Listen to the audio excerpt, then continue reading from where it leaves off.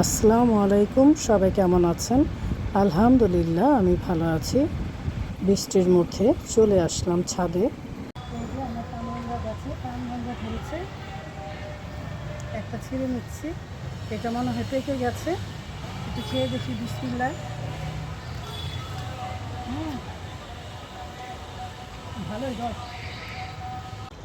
বৃষ্টিতে কিছু কিছু গাছের অবস্থা একদমই খারাপ হয়ে গেছে, আমি সেগুলো কেটে দেব।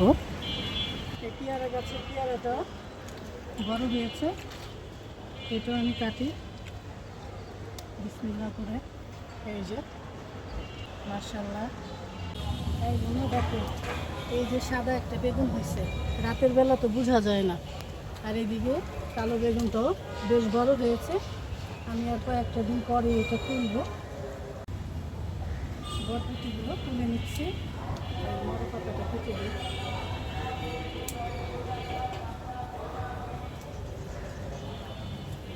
এই যে এখানে হয়েছে, মাশাআল্লাহ। আজকে জবা ফুল কতগুলো ফুটেছে। এই যে এই সাইডেও আমার এই জবা ফুলটাও ফুটেছে, 3টা। মাশাআল্লাহ, আরও ফুটবে। ফুল দেখলে খুবই ভালো লাগে। এই যে আমার ফুলের গাছগুলো, বোগেনভিলিয়া গাছেও মাশাআল্লাহ দিলে অনেক ফুল ফুটেছে। গোলাপ গাছেও অনেক গোলাপ ফুল ফুটেছে। এই বরবটি গাছটা কেটে দিচ্ছি, এখানে কোনো ফলনই ধরে নাই। আজকে 4 মাস 5 মাস হয়ে গেল, তাই আমি কেটে দিচ্ছি। এখানে আবার অন্য গাছ লাগিয়ে দিব। সবুজ দেখে এতদিন দেখেছি।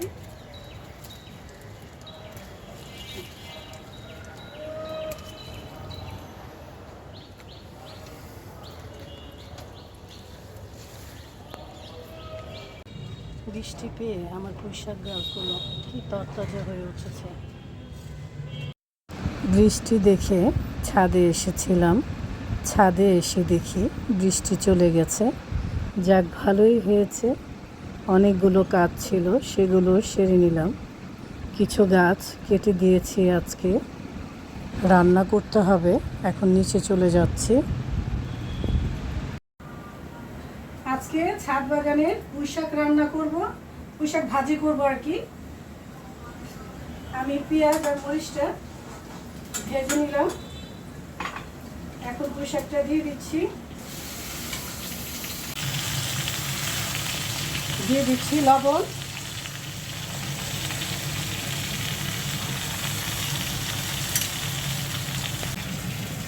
আর রান্না করব রুই মাছ।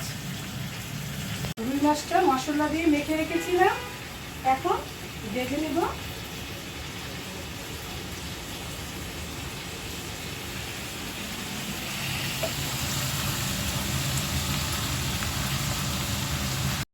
ছাদ বাগানের তাজা তাজা পুঁইশাক খেতে কি যে ভালো লাগে। বাজার থেকে কিনে খেলে এত টেস্ট পাওয়া যায় না। ছাদ বাগানের পুঁইশাকগুলো খেতে যেই মজাটা পাওয়া যায়। ঢেকে দিচ্ছি, মাছটা উল্টে দিচ্ছি। ছাদের থেকে এসে ঝটপট করে রান্না করে নিচ্ছি। মাছটা আগেই ভিজিয়ে রেখেছিলাম। মাছটা ভাজা হয়ে গেছে, এখন খেয়ে নিচ্ছি।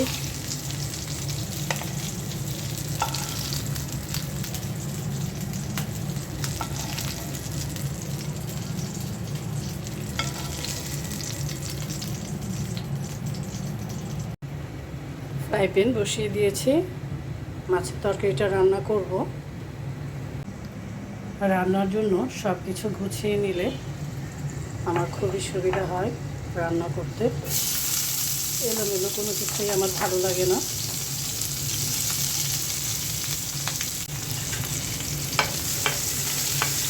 পেঁয়াজটা হালকা ভেজে নেব। আর দেখি পুঁই শাকের কী অবস্থা, একদম একটুখানি হয়ে গেছে পুঁই শাক। আমি অল্প করেই করেছি, কারণ খাবো আমরা দুইজনই, ছেলে আবার খাবে না। রুই মাছ রান্নার জন্য মশলা দিয়ে দিয়েছি, কাঁচামরিচও দিয়ে দিলাম। মশলাটা ভালো করে কষিয়ে আমি ভাজা রুই মাছটা দিয়ে দেব। এখন আমি মশলার মধ্যে টমেটো সস দিয়ে দিলাম। কাঁচা টমেটো বাসায় নেই, তাই টমেটোর সসটাই দিয়ে দিলাম, ঝোলটা খেতে ভালো লাগবে।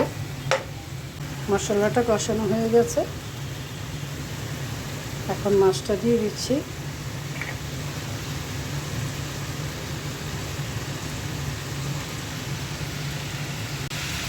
দিয়ে দিচ্ছি পানি, বেশি দিলাম না, একটু ফোনা ফোনা করবো। ঢেকে দিচ্ছি। আজকে রান্না করতে একটু দেরি হয়ে গেল, মাছের তরকারিটা হয়ে গেছে। এখন একটু জিরে ফাঁকি দিয়ে দিচ্ছি। যতই কাজকর্ম থাক না কেন, ঘরে রান্নাটা করতেই হবে, রান্না ছাড়া তো আর উপায় নেই, তাই না? রুই মাছটা আমার ছেলেও খায়, আপনাদের ভাইয়াও পছন্দ করে, তাই একটাই আইটেম করে নিলাম।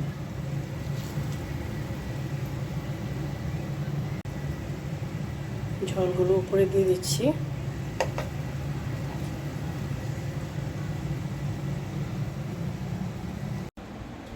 এই তো ঝটপট রান্না করে ফেললাম রুই মাছ আমার আর পুঁই শাক ভাজি।